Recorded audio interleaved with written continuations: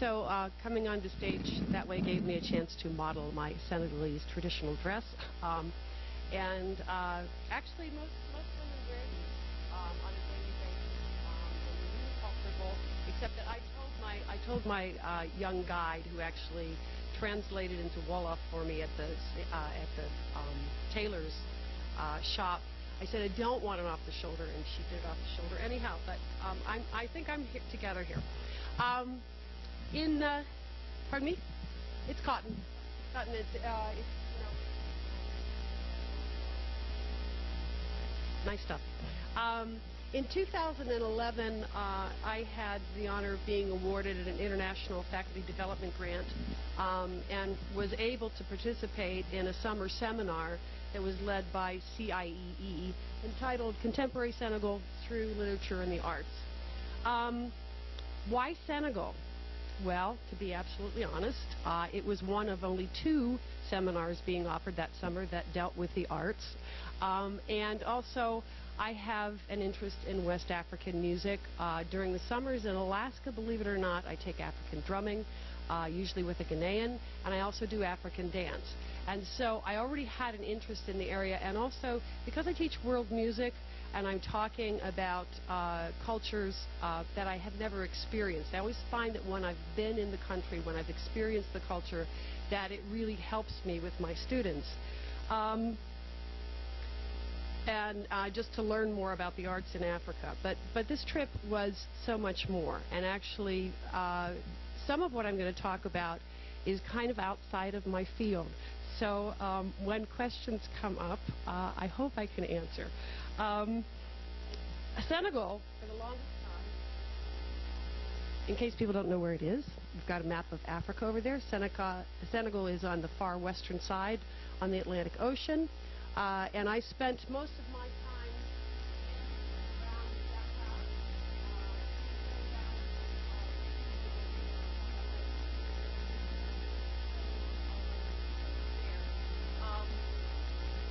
Senegal has long been held up as a model of democracy in Africa. It's been one of the more stable economies. In terms of its population, they are about 94% Muslim, a small percentage of Christian, and another small percentage that's other religions. There are a number of languages spoken in Senegal, with French being still the national language, but along with that, Wolof is probably the most spoken language, but there is Pulaar, Serer, Diola, Mandingo, and Soninke. According to one study that I read, they say 59% of the population is literate. I had heard that it was less than that while I was there, so it may be a change in statistics. Since their independence in 1960, Senegal has always held the arts as being central to their culture. And that was really put into place by their first president, Leopold Senghor, who was himself a poet. And he put into place a cultural diplomacy that promoted the image of Senegal that was known for its celebration of its traditions. Senghor was also a founder. He was educated in Europe, and he was a founder with 2 other men of what was called negritude at the time. This was in the, probably in the 30s and the 40s when this came about. And negritude really referred to the self-affirmation of black peoples, or the affirmation of the values of civilization in, quote, the black world. Many of the scholars that I spoke to while I was in Senegal give a lot of credit to Senghor, but they sort of, the feeling I was that Senghor was still very much steeped in the European traditions. Senegal is the second country that I've been to where it's been pointed out, what is the definition of a third world country? And the answer is a former colony. I found this same thing in Costa Rica when we spent 4 months there. And I'm going to talk about that a little bit through the rest of this talk. So Senghor became the first president. And in 1966, he organized the first World Festival of Black Arts, which was very, very important. He stepped down from the presidency in 1980. There were a series of other leaders that you can read about. But most important was the election of 2000, which I'm going to refer to later in this talk. And that was the election of Abdoulaye Wade, who has just been taken out, ousted as president, and I'm going to talk about that a little bit further on in the talk.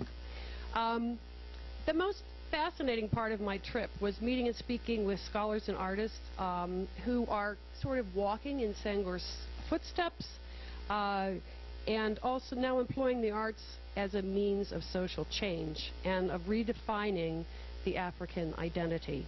I'm going to show a few photos just to give you a sense of Senegal and some of the places that I saw, and then I'd like to talk specifically about three people who were, well, four people really, who were the most influential on my trip. One is a writer, one is an artist, and two are rap artists. And when I went to Senegal, rap was one of those categories of music that stood in my little small compartment of music that I don't like, and changed my mind.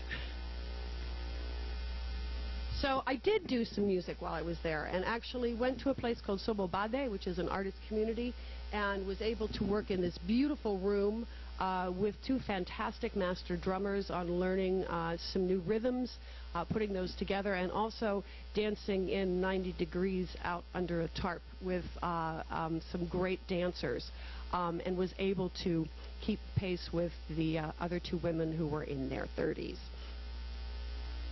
I also met this very, very interesting young man. He is a Djeli, or a Griot. The Djeli and the Griot go back to the Malian Empire. His family, he can trace his roots playing this instrument, which is called the kora, back to the Mali Empire. The Griots are the history bearers of the culture. They are the storytellers. And it was interesting to talk with this young man, because he says not only does he sing the songs of the past and tell the story of the past history of the area and of families, but oftentimes in going to weddings, he creates new music using a lot of electric guitars and basses and things like that that tell the story of the young couple as they're getting married, which I hadn't been aware of but thought was really interesting. Yeah, that's hanging down. You know, yeah, there were kind of electric lines hanging all over the place. They're outside. No, not in this case. But this is a performance space, and so sometimes they did need the electrical wires. And just some of the drummers that I worked with. This is an interesting statue that I'll talk about later. It's in the middle of Dakar. It's way up on a hill. As we were doing a bus tour, we saw it. We said, can we go up there to see it? And our driver and our guide took us up, and they seemed a little reluctant. We weren't quite sure, because we were at that point in time real American tourists. And when we got up there was hardly anybody there, which really surprised me as well. It turns out that this is a statue, and it's part of the problems that people were experiencing with the President Wade. The original idea for this statue was proposed by Senegalese artists, and Wade sold it out to Korean artists, and it was actually built, I believe, by the Chinese. So it did not offer any more jobs to the Senegalese people, and in fact is not a Senegalese statue. So the Senegalese people that I met, at least, kind of avoid this place. This is a scene from Toubab Diallo, and these were some houses on the beach, and kind of took a picture of them because it's not touristy, but beautiful, absolutely beautiful. Picture still, many people are driving with carts. There are lots of automobiles. This is, of course, in the country. Most of the population is centered in the two cities, major cities of Dakar and Saint Louis. And but once you get away from those cities, it's very, very rural. This is a picture of Sobobadi, and I apologize for the how blurry it is. And I'll end with this picture. We took a trip to the Ile de Gori. Gori Island was the place where the majority of slaves that were imported to Europe and to the United States went through. This is in the building where they would have been housed prior to being deported, and this is the doorway that they would have walked through. It was incredibly sobering to be in this space and to see these small chambers where people would have been put, hundreds of them, and then this being their absolute last contact with their home continent. So it was very, very sobering.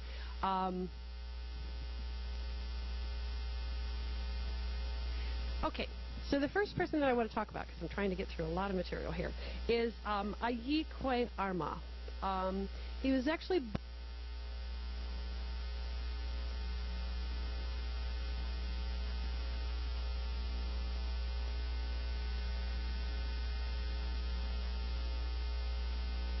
he is a writer, and he, as the second son of a royal family in Ghana, he was the son that was destined to be educated.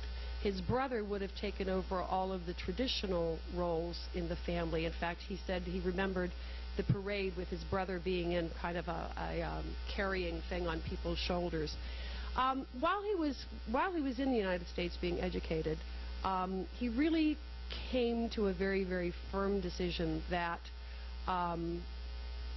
while his education was very important to him, that he had learned as much from the stories that his grandmother told him and from the culture of his village. And it was at that point in time that he really started to rethink what he wanted to do with his life. That he didn't want to come back to Senegal or to Ghana and be in a highly paid position because of his education. He really wanted to reach out to the people and to help Africa define its own identity. And so instead he created a community called Paral. And it is a publishing cooperative in a small seaside village of Popengini. The name means House of Light, and it's the ancient Egyptian name for schools and libraries where scribes prepared hieroglyphics, texts that told the history of the society. Paral has the same kind of aim. The project unifies values developed over the history of African people. It's meant to incorporate them into well-made works of art, scholarship, and to send them throughout the continent of Africa and around the world. The membership of this society is open, but you have to be writing about Africa from African eyes, is how he put it. It doesn't mean that you can't be an American writer or from anywhere else in the world, but your project has to deal with, specifically with African identity and some of the problems that exist in Africa today. Anybody can apply for this, and all that you need to be able to do is to invest your personal time, skills, energy, and money. Books. There are many books. There's a great site. I listed it on the side there. The www.bbkwan.com is where you can actually go to order the books, because the Senegalese government has discouraged the sending of small, I don't know, there's something to do with the mail system, that they cannot mail them out. But if you go to the website, you can actually order the books. There is a book of essays by Arma that are really wonderful, and in fact I just went back to kind of revisit some of them as I was preparing for this and came across 2 articles that he wrote about Obama prior to the 2008 election. They're really good articles. He basically said that Obama was not electable in the United States because of his ideals. And he wasn't saying it in a negative way. He was saying that Obama's ideals were loftier than America. So, at any rate, interesting articles to read. And then if you, this other one is perankbooks.com is actually their website that you can go to. The next person I want to speak about is Amadou Kansi. Okay? Amadou Kansi is an artist. He is a writer. He is a scholar, and to my mind, he was a real Renaissance man. he purchased in 1997 a warehouse. It's a warehouse that actually used to be a Bank of Syria, and he's converted it into a space where they invite the local population, especially women. And this is very rural. This is by the small town of Joal. They're trying to teach the women. They are ceramic artists, but typically they are just making the kinds of little pots and things like that that they would sell at their craft stands. Near Joal are these islands that are totally made out of seashells, and they're tourist areas. And so this organization is trying to teach these women how to make art that speaks about their cultural heritage, their stories from their past, that speaks about their inner self, so that the women are learning to make something more than just these things that will be purchased by tourists, and also to empower the women. And this is just some pictures of the warehouse. It's also where he lives with his family, which includes 3 small children, and his wife, who is a partner in this.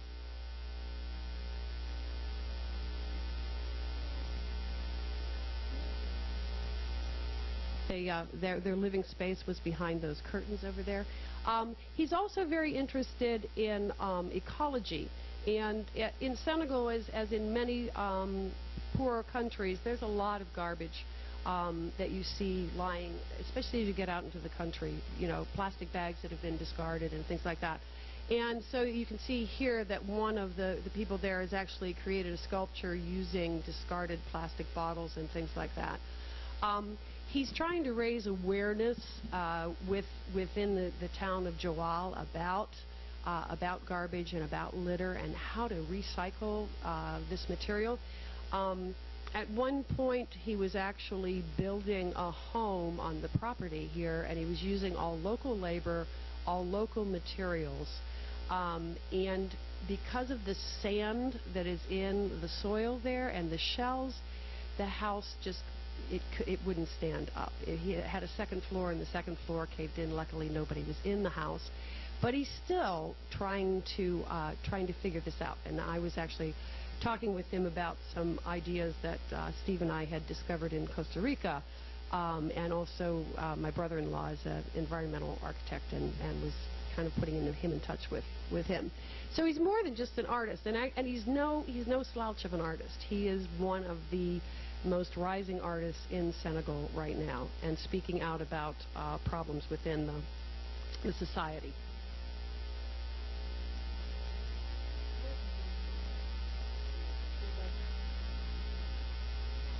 I'm going to switch in a minute.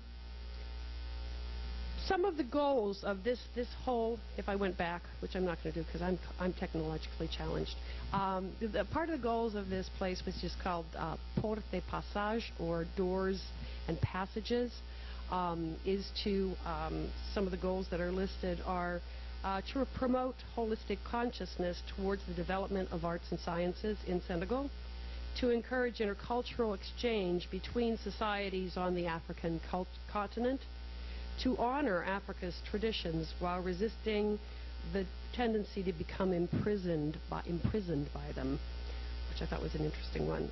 Artists and intellectuals and individuals engaged in movement of social change, and I'll talk about that in just a minute, and a strong and lasting impact upon community development. Some of his artwork is in a magazine that is actually published by the Chinese, that we took a look at. One of his pieces of art that he actually showed to us was a large sign that said "Made in China," that was actually displayed right outside of a new performing arts center, which again had been totally built by the Chinese and designed by the Chinese, and had there were no jobs for Senegalese that were created by building this new performing arts center. And so his artwork was speaking out against that. Another piece that I was able to see that I did not include today, I did find it on the web, but I'm really hoping that at some point we can bring this guy to Alfred University.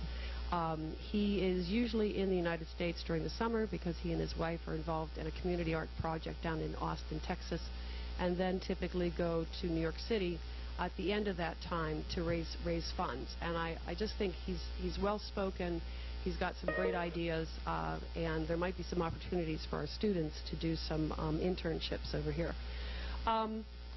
In 2009, he and his wife were involved in a video project that was called Lu et Approuvé.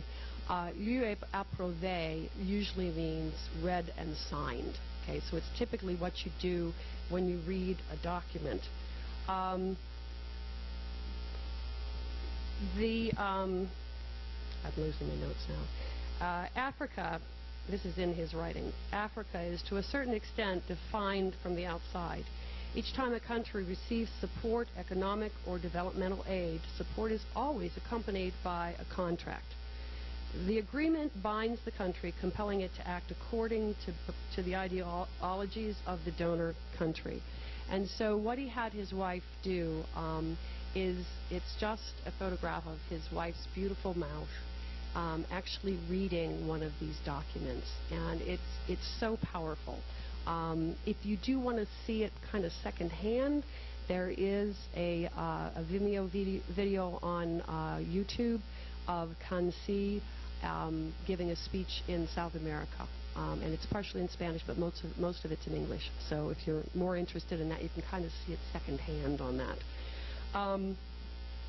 The next thing that I'd like to speak about, this by the way, is Sobobade, which is this beautiful artist colony that's right by the sea at sunset. And these were some of my friends that I made. Yassine is in the middle. You see her dress is off the shoulders. But probably one of the biggest surprises for me was, as I went to Senegal, my focus really was on, I want to become a better drummer. I want to engage in African dance. I want to talk to musicians there. I want to find out what the scene is there. I want to become a little bit more aware of the culture so that when I try to teach about West African music with my students, I have a background to come from. The last thing in the world I thought I was going to be interested in was a couple of rap artists. And when I saw this on the itinerary, I thought, oh, well, you know, that'll be interesting. There's a movement, it's still alive in Senegal right now, but it's not quite as much in the forefront because of the elections that happened last March, called Yanamar. Yanamar literally means enough is enough. We met with two of the leaders of this movement, a young man named, actually he's not that young, Fou Malade. Fou Malade is not his real name. It actually means crazy, crazy wild, I think, Cecilia. Crazy sick, crazy sick. Fou Malade is not as outspoken as Thiat, and he is involved in the Yanamar movement, but he's very concerned about helping young men who have been imprisoned because of petty crime and end up coming out of prison with no skills and therefore feed into the high unemployment that is happening in Senegal right now. There is, just to give a little bit of background on that, there's a lot of emigration from Senegal, where mainly young men leaving to go to the United States, or in the past at least it's been to Spain, but I'm not sure if that's continuing given the economic situation in Spain right now.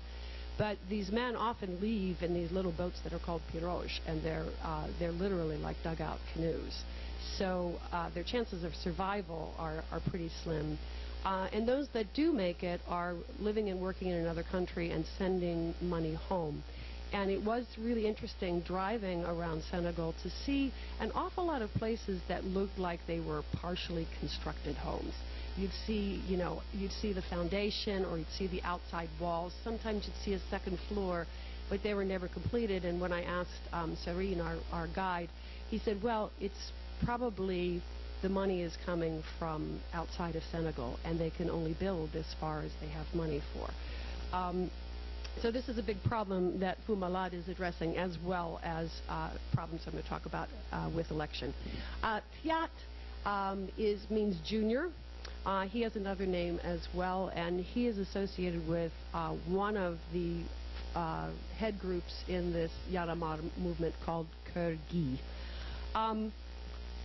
The whole rap movement started way back in the year 2000. And what happened was that there was a, quote, brilliant politician who was operating on a platform that was called SOPI, which means change. He was campaigning saying that he was going to, at this point in time, Senegal was experiencing some of the problems that it has now, high unemployment, high cost of living, and so this particular presidential candidate said he was going to change all that. And what he did was he enlisted as activists rap artists because he knew they would speak to the young people. And in the year 2000, the rap artists were actually able to get this guy elected. And he was Abdoulaye Wade. Once he got into office, it was a different story.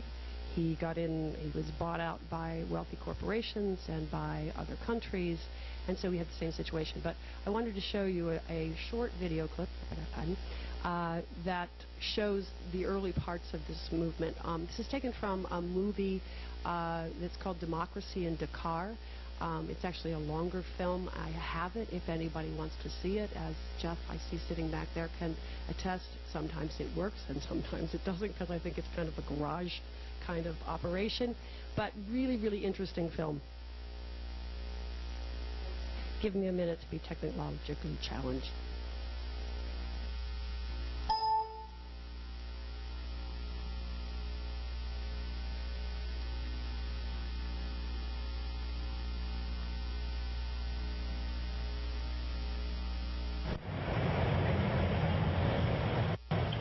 It's really a small place. Physically, Dakar is really like this, small. But when you think of Dakar, how big it is, I mean, then it just means one thing to me. That it's the people who are in it who are big. That's it. That's the point. Dakar makes people big.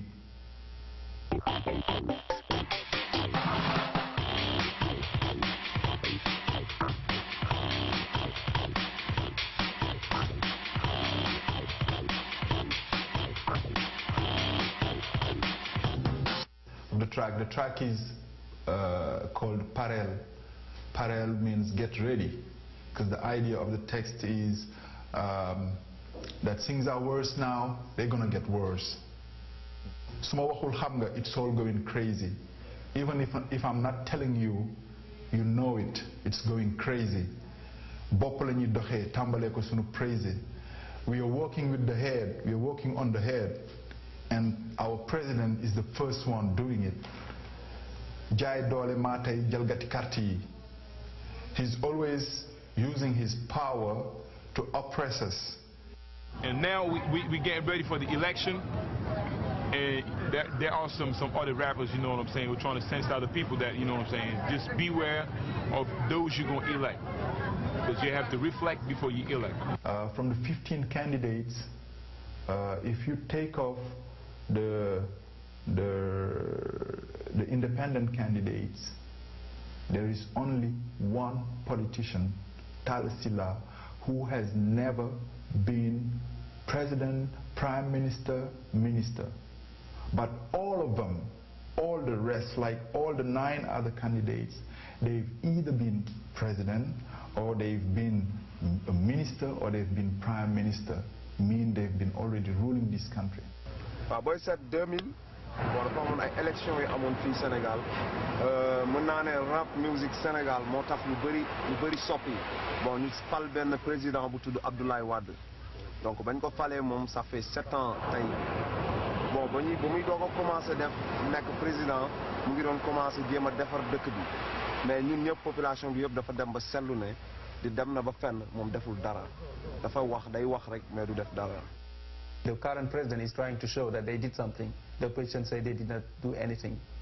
Or what I can say is that there are some positive actions that have been carried out, like this infrastructure being built, people being recruited. But obviously, in terms of liberty and freedom, also there have been many problems with this regime.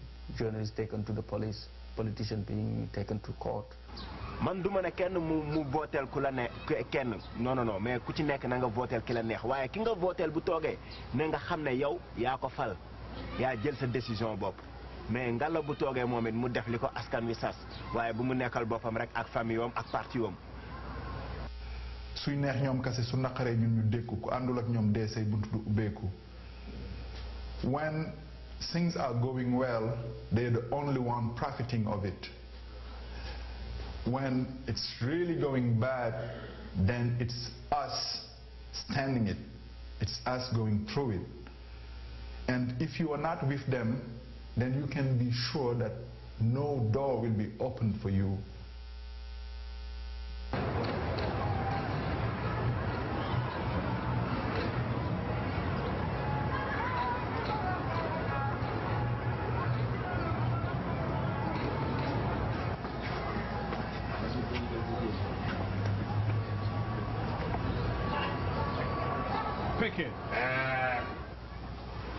Caaroy Pikine ñooñu ñoo gën a metti le dund Sénégal donc loolu waral na tey jii nii rappeurs yu bëri jóge Caaroy ak Pikine ak ci banlieue bi daal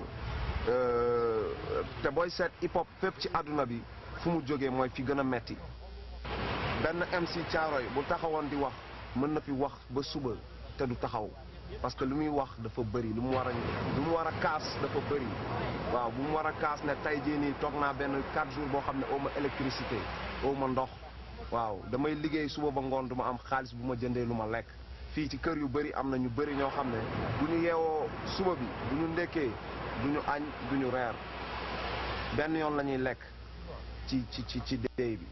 Sample xeex jàllale gis sample right popu base tawal fight sell down to the begin. Pause this one for just a minute because I have another video that I want to show. As I said, if anybody's interested in seeing more of this, I do have the DVD. One of the things that Fou Malade and Thiat were really firm on talking with us about is that rap music in Senegal is not like rap music in the United States. And in fact, they have both been asked to perform with bands from the States, and they usually will turn them down, mainly because they feel that rap music really started from the poor communities, and it was a way of speaking out about what was happening in the ghettos, and it was a way of drawing attention to problems there. And that's what they feel is the real essence of their rap music, and they do not want to rap about drugs and sex and alcohol and crime. And that also has to do with their religion. They say that they cannot do that, and they certainly don't want to degrade women. The rap is really used as a tool to try to educate the public about voting.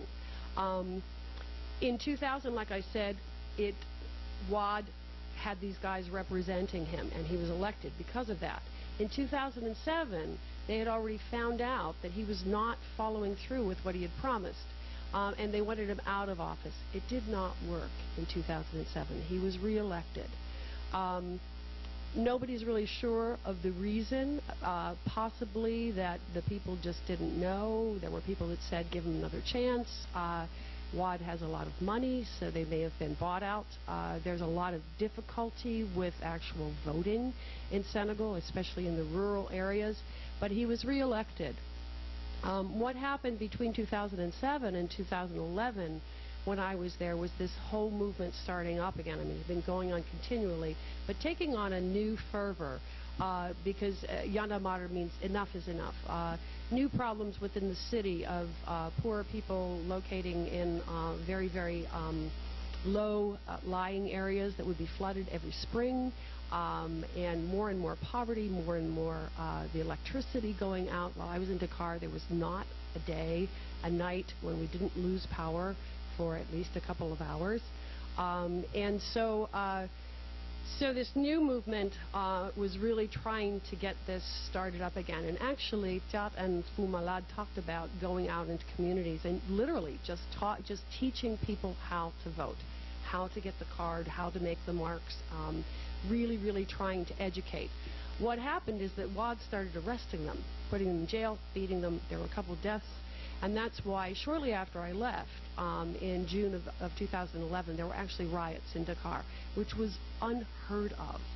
A lot of violence. And here was Wade oppressing the very group that put him into office, but mainly because of corruption. Before I open up for questions, I did want to say that in March 25th of 2012, Wade and Sons, as they called it, were actually removed from office, and the election, they elected Macky Sall.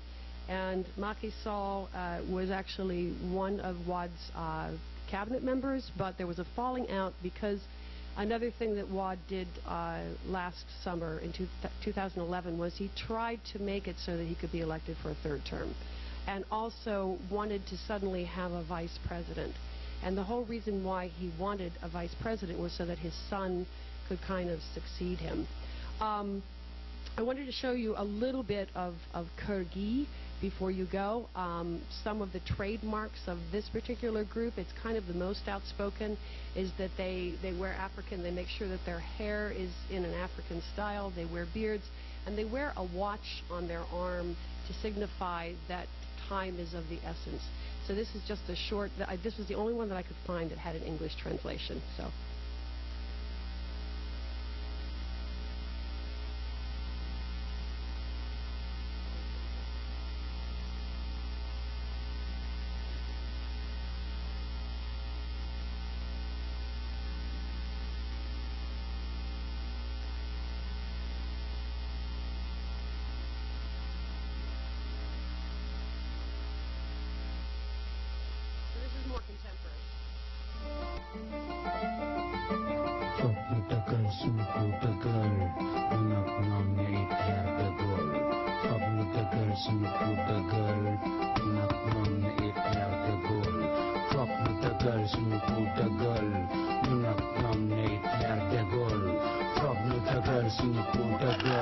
Nana tuma yeewoo Sénégal njaay nguur gi foqale sëgg lekk laax jaay ñu ngi may dugal wooy ku may dugal tugal ma yuqi poos joxe paas ñoo ngi xoos tege kaas sànni xoos jàpp waas këccëg moos fay pataas dagg suñu salaire ba noppi di ñu geer doyal naa ci gis justice bu nuy ger lopp naa ci yeewu naan dëm doog ker gaalu dox fu teer ñu nag yéen ba géej gi fer dund gi dafa seer kaw gaa ñi mi seer taw bi taw a wàcc góor gi génn ñi dakki fer que ça soit clair ñoo ngi dee ci salaire autoroute à péage wooy auto gaspillage wuyaay tabax seeni tunnel wooy ñun na tous carayel wuyaay talam yi leer wooy bii bi di gën a cher wuyaay auto partout millénaire wooy ñu gën a dee ci galère wuyaay defar nañ talibé wooy ñu gën a bëri talibé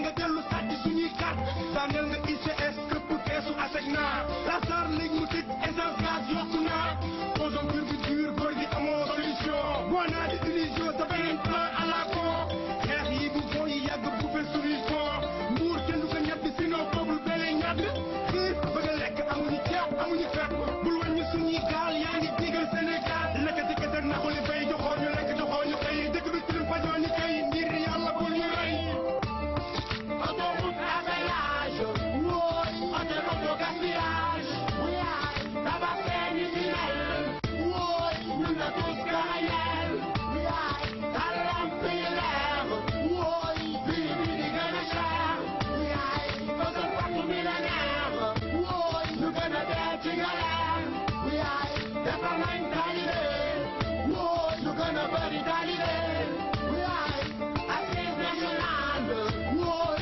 SOS mondial fokk ñu dëggal suñu cour de gueule ñu nag ñoom ne Hitler de Gaulle fokk ñu dëggal suñu cour de gueule ñu nag ñoom ne Hitler de Gaulle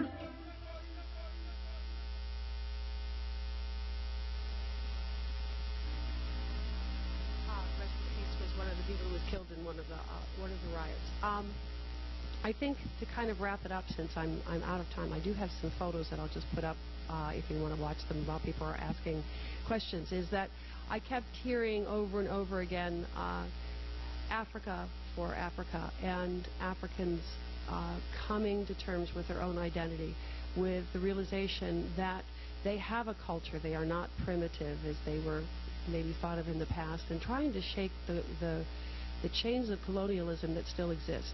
A child in Senegal growing up in a village, or even in Dakar, grows up speaking Wolof or Sere or one of the many languages that are there, and they go to first grade or kindergarten and they have to learn French.